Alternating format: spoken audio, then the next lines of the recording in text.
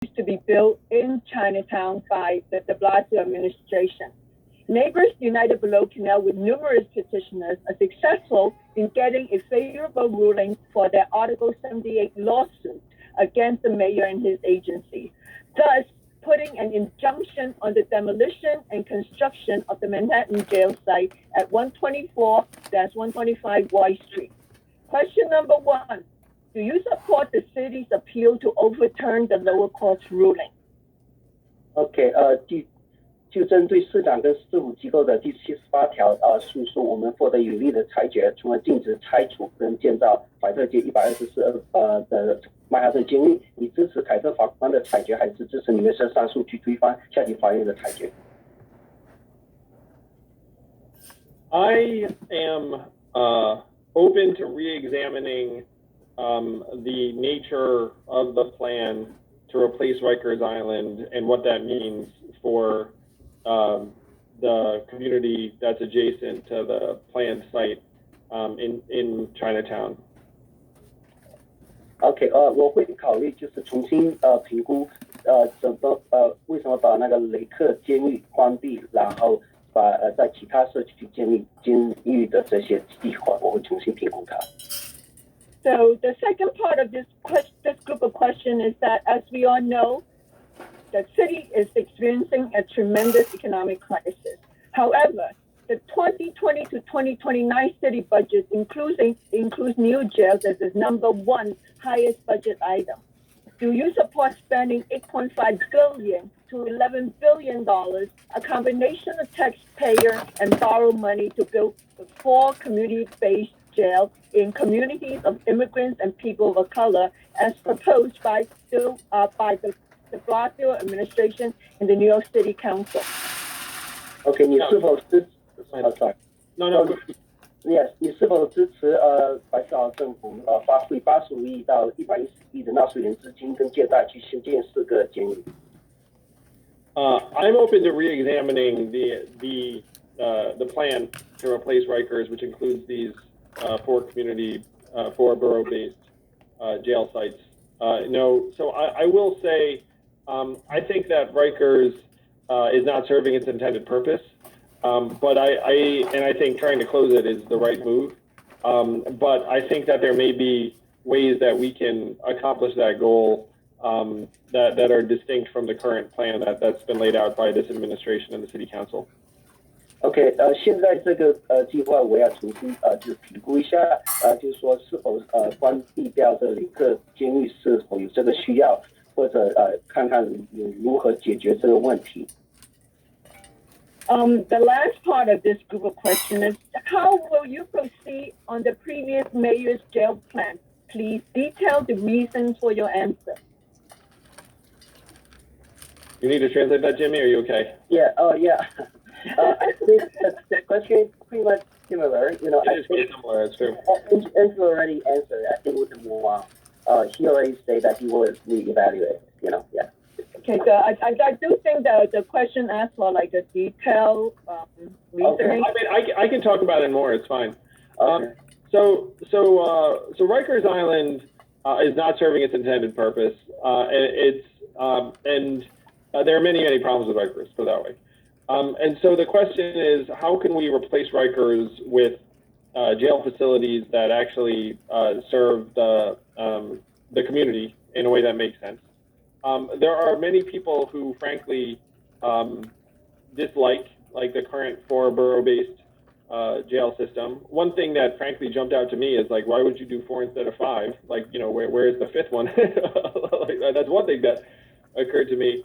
But the other thing is that these plans were originated in a time that's quite different than the time we're in, and you have to be adaptive, you have to be responsive, and so proceeding with plans that were frankly drafted pre-COVID, you know, like may not be the right approach. So I want to reevaluate it very early on. But you should know that, like from what I've seen, Rikers is not the answer. The question is, what is the next approach? And how can we address the community's needs in a way that doesn't end up imposing an undue burden on, you know, individual communities that may be affected by the current plan. I can say that, like, again, we should be looking at every aspect of this plan because it was drafted before COVID. OK， 这个计划呢是在就是疫情发生之前的 ，right？ 然后就像我刚刚重复的，就是说这个计划我会重新再评估关掉雷克岛是不是一个好的选择？还有另外现在雷克岛的管理是存在很大的问题，然后呢我们会去就是看看有什么更好的方式，不会影响到其他的社区，但是就是说又可以解决这个监狱的问题在纽约市的监狱问题。The next question is from the American Fujian Artists Association. And that question asked about, since the start of the pandemic, there has been a pattern of violent crimes against Asians. In many of the cases, although the perpetrator was arrested, but the prosecutors did not charge the perpetrator with hate crime. How will you address this issue? OK， 自疫情发生以来，出现很多针对亚裔的暴力犯罪行为。是好多案件虽然肇事者被逮捕，但是检控官没有检控为仇恨犯罪。你将如何解决这个问题？你是否支持更好统计好那个仇恨犯罪作为你的首要任务？你是否支持向反亚裔囚犯小组就是提供更多资源，为受害者提供更多的语言帮助？ I agree wholeheartedly that some of these incidents should have been categorized as hate crimes. And I think as an Asian American, you instinctively know sometimes when the person would not have been attacked if they had been any other race or any other background. And I think it's unfortunate that our prosecutors and the NYPD have not categorized them as such. I would want to change that as mayor to send a very clear message that we can't tolerate any targeting of someone based upon their race in New York City. So the next two questions, I believe Andrew has already addressed, but I'm going to just say it anyway. The questions are, do you support better tracking of hate crime statistics and treat hate crime as one of the top priorities? And do you support offering more resources to the Anti-Asian Hate Crime Task Force and provide more language support for victims of hate crimes? Yeah, yes, and yes, definitely. Yes. I think I do. Okay. All right. Let me briefly translate what he just said. 他刚刚讲的就是说，作为亚裔美国人绝对赞同现在很多那些仇恨犯罪没有被分类为仇恨犯罪是不对的，而他绝对100%，就好像他刚刚之前也讲过，100%支持，就是说反亚裔仇恨小组作为一个就是说提供更多资源，就是说让他们不是以义务形式去做这些工作，然后也支持提供更多的语言帮助给这些受害者。The next group of questions are from family-owned properties of Chinatown. They mentioned that much of today's conversation revolves around the displacement of tenants and small business owners, much of whom are people of color and immigrants. These owners often play an integral part of the community and in ensuring those residential and commercial tenants too can remain in the community. However, it's getting harder and harder each day with the unbalanced hostile policies being set forth. These Black, Indigenous, and people of color and immigrant small property owners too, they are being displaced and pushed out of their own community. Question number one from them is, what are you going to do to help these crucial pillars in the community remain in their own communities?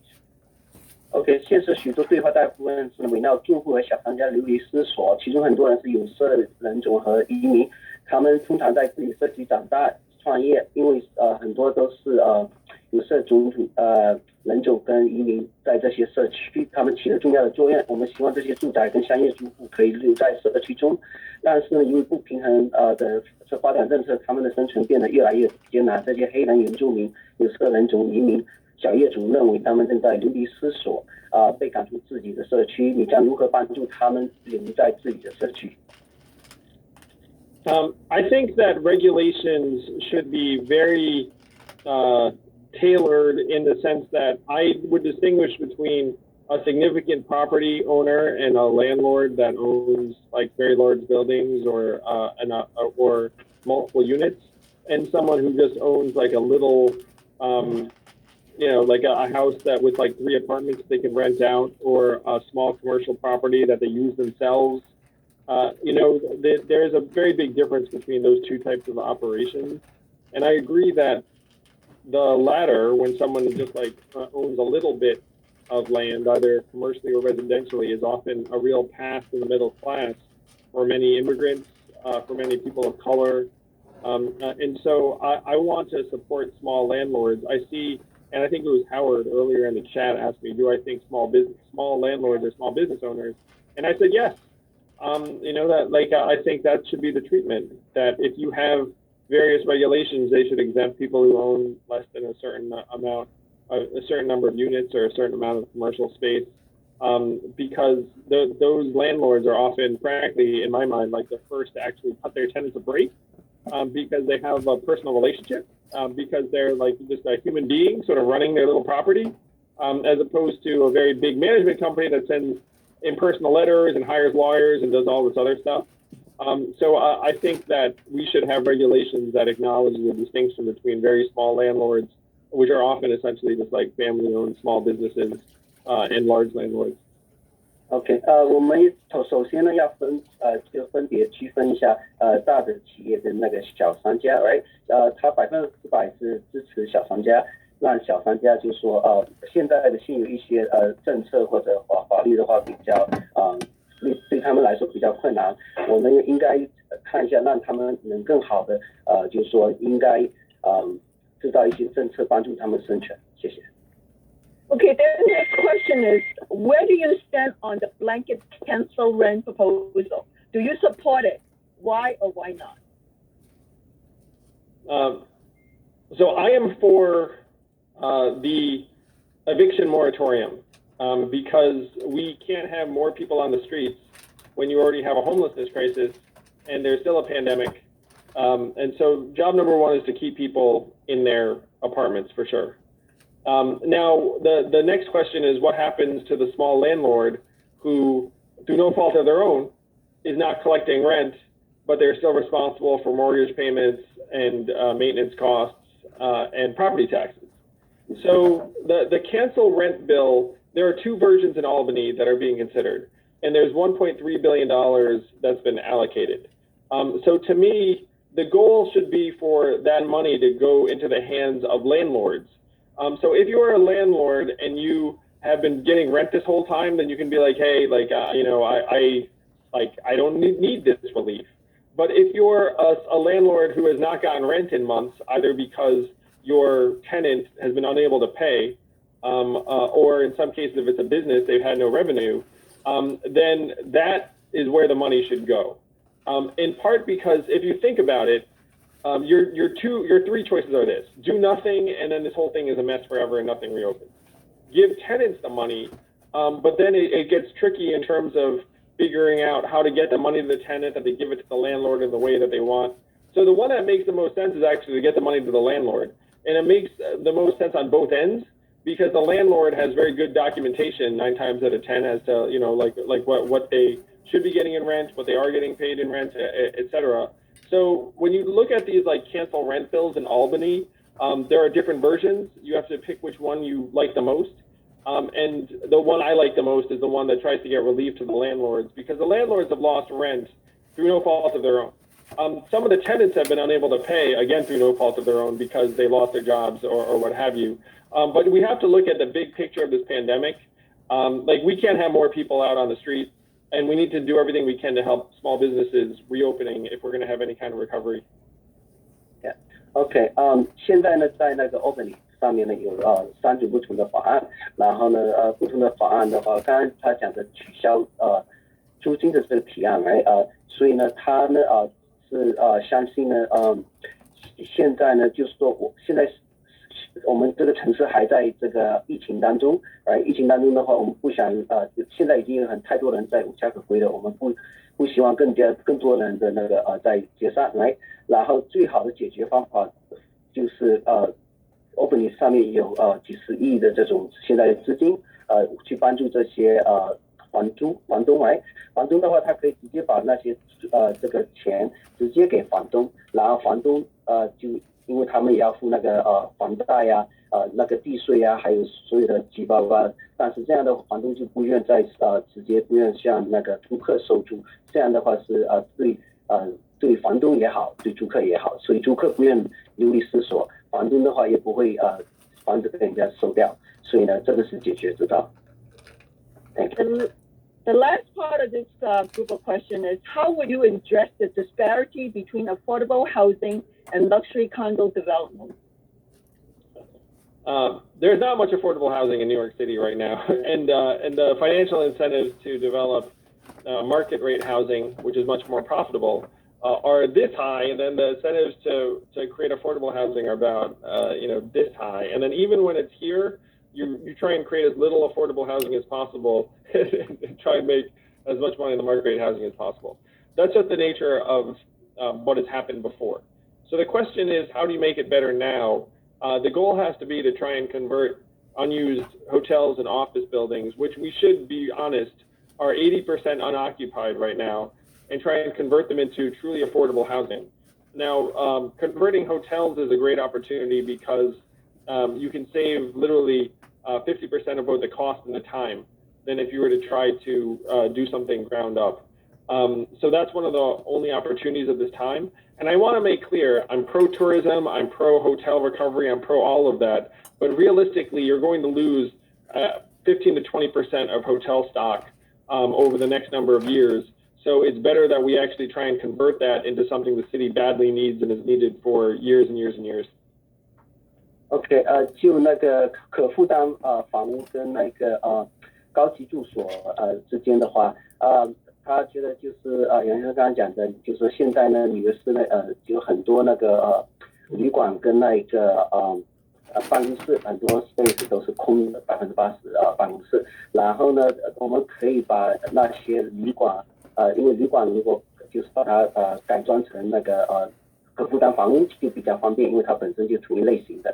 所以的话，这样的话就可以就说可以，现在是很好的机会，可以帮助这个纽约市，就是说增加这些可负担房屋。然后呢，他本人呢是绝对支持那个旅馆业复苏，还有小商家复苏，所有的复苏，right？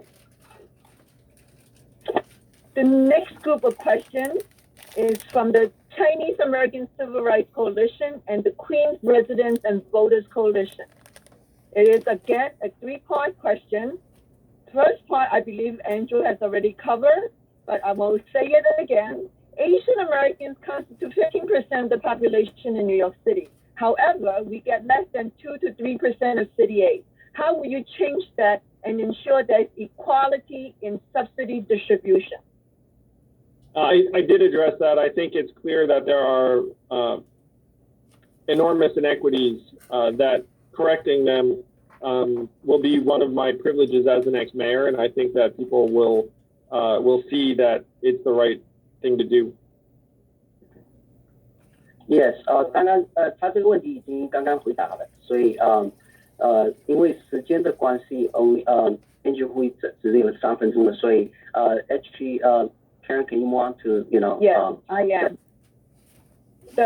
Do you think Asian Americans are very underrepresented in New York City government? If so, how will you rectify this issue? Please elaborate. Well, as a numbers guy, I'm going to guess that Asian Americans are significantly less than 15% of city government. So I'm going to guess that we are indeed underrepresented. And I have a feeling that underrepresentation gets worse as you go to higher levels of government. And so to the extent that I can build the best administration possible, I believe that's going to involve hiring folks from every community here in New York City. But I think Asian Americans are going to be a big part of my administration, as one would expect, both because you're trying to build the best team possible and you're trying to represent the most diverse city in the world, which is 15% Asian American. Plus, it will be the first Asian American mayor in the history of New York City.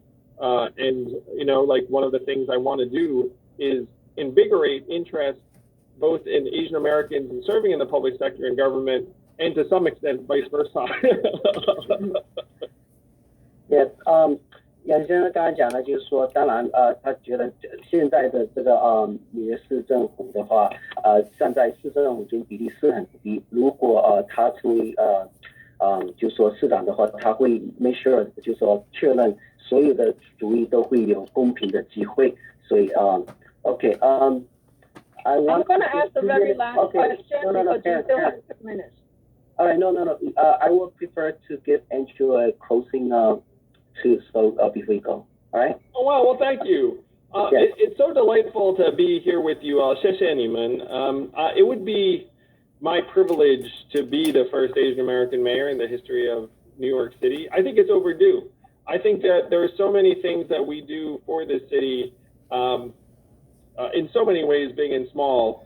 And I do believe that our contributions have been under-recognized for far too long. I would love to help change that. But first and foremost, I'm running for mayor because I think I can help get our city back on its feet faster than anyone else.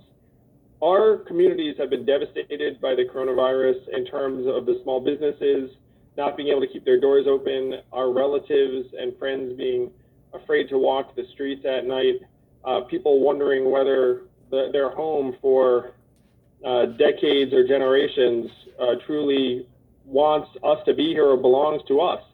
And that's an incredibly heartbreaking set of issues that we're facing, but we also do have an immense opportunity.